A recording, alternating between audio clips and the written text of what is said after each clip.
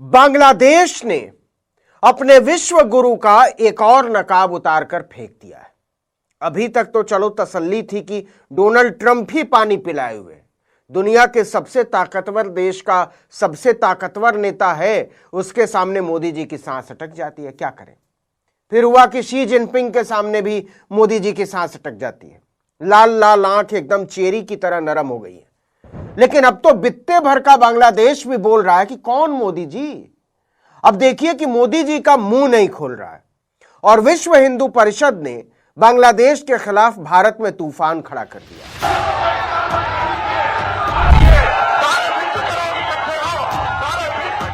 बांग्लादेश में जिस तरह से अल्पसंख्यकों को निशाना बनाया जा रहा है, उसके खिलाफ लगातार प्रदर्शन चल रहा है। बांग्लादेशी छात्र नेता शरीफ उस्मान हादी की मौत के बाद भारत विरोधी प्रदर्शनों और फिर मेमनसिंह जिले में दीपू की मॉब लिंचिंग को लेकर दोनों देशों के रिश्ते बहुत बिगड़ गए हैं। इस घटना के विरोध में विश्व हिंदू परिषद के कार्यकर्ताओं ने दिल्ली में बांग्लादेश हाई कमीशन के बाहर जोरदार प्रदर्शन किया। प्रदर्शनकारियों ने उच्चायुक्त दफ्तर के बाहर लगाए हुए पुलिस के बैरिकेड्स भी तोड़ दिए। दिल्ली के अलावा वीएचपी ने मुंबई, कोलकाता, अहमदाबाद, भोपाल और जम्मू में रैली निकालकर पीड़ित परिवारों को न्याय दिलाने की मांग की। अच्छा है, विरोध प्रदर्शन होना भी चाहिए, बल्कि होना ही चाहिए। दुनिया के किसी भी देश में होने वाली बर्बरता का विरोध होना चाहिए, वो चाहे गाजा पट्टी में हो या ढाका पट्टी में। लेकिन यहां दो बातें बड़ी साफ हैं। पहला ये कि क्या भारत में अल्पसंख्यकों के हालात उससे बेहतर है? इंडियन एक्सप्रेस की रिपोर्ट देख लीजिए। यह रिपोर्ट नहीं है, अल्पसंख्यकों को लेकर मोदी योगी का कैरेक्टर सर्टिफिकेट है। अखलाक की लिंचिंग के मामले में सरकार ने जानबूझकर आरोपियों को बचाने के लिए केस को कमजोर किया और अब तो सीधे ही कोर्ट पहुंच गई योगी की सरकार कि हम मामला ही वापस लेना चाहते हैं। क्यों? क्योंकि इससे शांति बनी रहेगी। तो यही तो बांग्लादेश के बहुसंख्यक कह रहे हैं कि बांग्लादेश में अगर हिंदुओं को रहना है तो हमारे कायदे के हिसाब से रहना होगा। वहां की सरकार भी बहुसंख्यक समुदाय से आने वाले हत्यारों को बचा रही है और यहां की सरकार भी बचा रही है।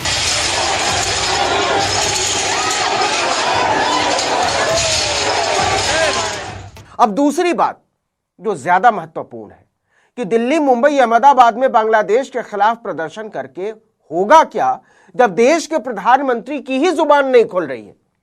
और जुबान इसलिए नहीं खोल रही है कि वो जानते हैं ट्रंप और जिनपिंग ही नहीं, बांग्लादेश जैसे टुन्नू देश के नेता भी उन्हें धेले भर का भाव नहीं देते। ये वो बांग्लादेश है जो नक्शे पर आया ही भारत की वजह से, लेकिन नरेंद्र मोदी ने अपनी अदूरदर्शी नीतियों की वजह से सब बर्बाद कर दिया। कितने शर्म की बात है कि बांग्लादेश के विदेश मंत्रालय ने ढाका में भारत के उच्चायुक्त प्रणय वर्मा को तलब करके झाड़ लगाई कि दिल्ली में जो हो रहा है, भारत में जो हो रहा है, वो ठीक नहीं हो रहा है। उसने भारत में अपने राजनयिक मिशनों पर हुए हमले को लेकर गहरी चिंता जताई। भारतीय विदेश मंत्रालय ने भी स्वीकार किया कि खासकर नई दिल्ली और सिलीगुड़ी में घटी घटनाओं के विरोध में बांग्लादेश की अंतरिम सरकार ने भारतीय उच्चायुक्त प्रणय वर्मा को तलब किया था। बांग्लादेश ने कहा कि यह हिंसा और डराने धमकाने की घटनाएं अस्वीकार्य हैं, हम एक्सेप्ट नहीं करेंगे। ऐसे कृत्य न सिर्फ राजनयिक कर्मचारियों की सुरक्षा को खतरे में डालते हैं, बल्कि आपसी सम्मान, शांति और सहिष्णुता जैसे मूल्यों को भी कमजोर करते हैं। सीधी धमकी है ये। और सुनिए, बांग्लादेश की सरकार ने भारतीय उच्चायुक्त को निर्देश दिया कि सभी दूतावासों और संबंधित ठिकानों की सुरक्षा कड़ी की जाए।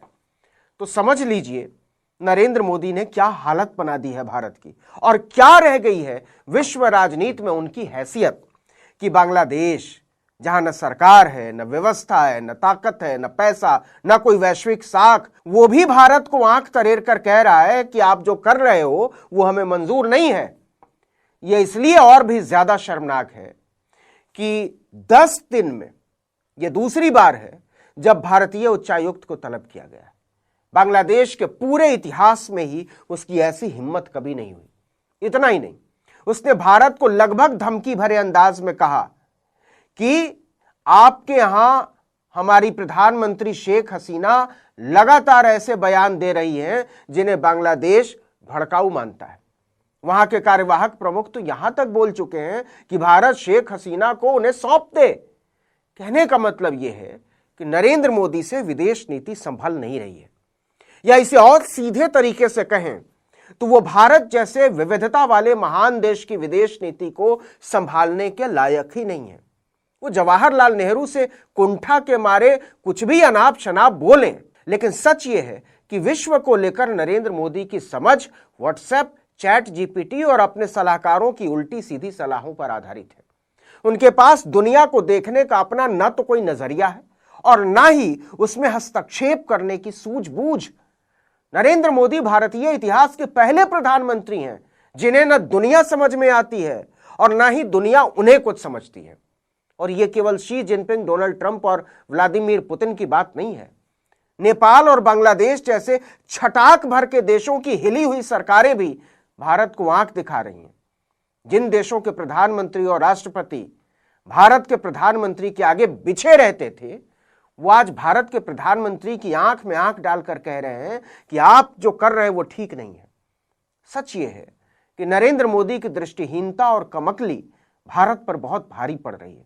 मोदी को लगता है कि किसी राष्ट्राध्यक्ष से गले मिलते हुए उसकी पीठ थपथपाते हुए फोटो खिंचवा लेना ही कूटनीति तय करता है। उन्हें कोई बताने वाला नहीं है कि असल में वैश्विक कूटनीति में इसे बहुत घटिया निगाहों से देखा जाता है। डोनाल्ड माई फ्रेंड बोल देने से कोई नेता दोस्त नहीं हो जाता, वरना टैरिफ पर ट्रंप मोदी के पैरों तले से जमीन क्यों ही खींच लेते।